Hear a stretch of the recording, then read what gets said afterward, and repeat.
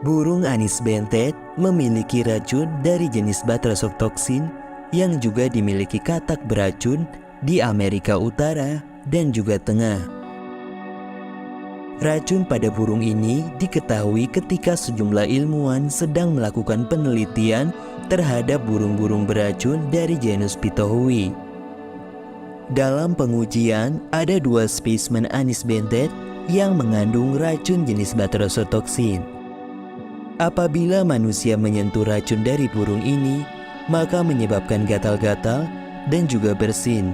Dan jika manusia memakan daging burung ini, maka bisa mengakibatkan masalah pernapasan atau sesak nafas.